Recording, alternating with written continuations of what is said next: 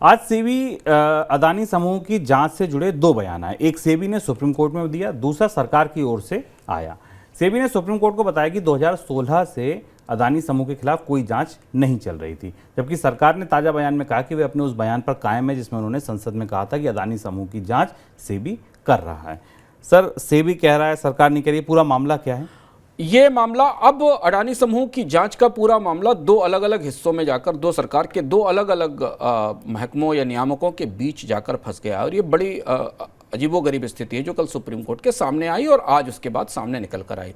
लगातार ये बात कही जा रही थी और ये सरकार के हवाले से कही जा रही थी कि विदेश में जो निवेश है, विदेश से आने वाला निवेश जो अडानी समूह में हुआ है, अडानी समूह की कंपनियां जो विदेश से निवेश जुटा रही या उस ग्रुप की कंपनियां हैं, उनकी जांच 2016 से सेबी ने जारी कर रखी है और वो ये जांच चल रही है। ये बात सरकार ने संसद को 2021 में बताई थी। आज जब सुप्रीम कोर्ट के सामने सेबी पहुंची कल, तो सेबी ने कहा कि 2016 से कोई जांच नहीं की जा रही है। तो अब इसका मतलब है कि वो जांच नहीं थी। इस जांच की चर्चा सरकार की तरफ से दी गई थी। सरकार ने अपने बयान पर कायम रहने का फैसला किया। ये पब्लिक डोमेन में बात कही गई कि नहीं, ये जांच चल रही थी और संसद को जो सूचना दी गई वो सही है। अब यहाँ से आकर स्थितियाँ थोड़ी उलझ गई हैं अडानी समूह की जाँच को लेकर।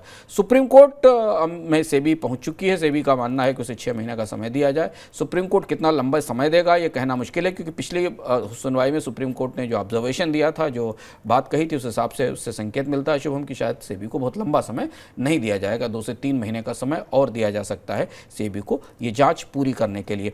पर एक इतने बड़े मामले में देश के दो अलग अलग नियामक, वित्त मंत्रालय और सेबी, अलग अलग तरह से बात कर रहे हैं।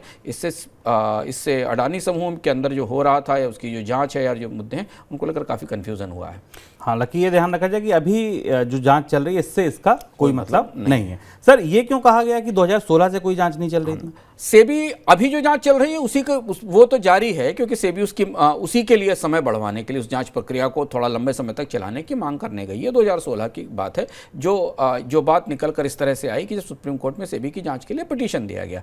अब इसमें संभावना ये लगाई जा रही कि सेबी अगर 2016 से जांच कर रही थी और सेबी इस बात को अगर स्वीकार करेगी, तो फिर ये सवाल तुरंत उठेगा कि इस जांच की रोशनी में उसने अडानी समूह के एफपीओ को मंजूरी कैसे दी थी। और एफपीओ के डॉक्यूमेंट में भी, दस्तावेजों में एफपीओ की चर्चा के दौरान भी ये बात स्पष्ट होकर सामने नहीं आई थी। अब ये सवाल सरकार सेबी से पूछेगी या सेबी कोर्ट को ये बात बताएगी, तो हमें पता चलेगा कि सेबी ने ये बात क्यों कही। क्योंकि अगर ये बात आधिकारिक रूप से सरकार के भीतर थी तभी वो बात संसद को बताएगी। तो अंदाज ये लगा सकते हैं, अनुमान लगा सकते हैं कि शायद सेबी ने ऐसा इसलिए कहा होगा क्योंकि अगर ये माना जाता कि 2016 से जांच चल रही, तो फिर अगला सवाल सेबी से तुरंत पूछा जाता कि अडानी के एफपीओ को मंजूरी क्यों दी गई, क्योंकि एक जाँच की प्रक्रिया चल रही थी। और क्या सेबी ने इस मामले में कोई स्पष्टीकरण जारी किया था कि उस जांच की प्रक्रिया के बाद भी अडानी समूह के एफपीओ को मंजूरी दी जाएगी?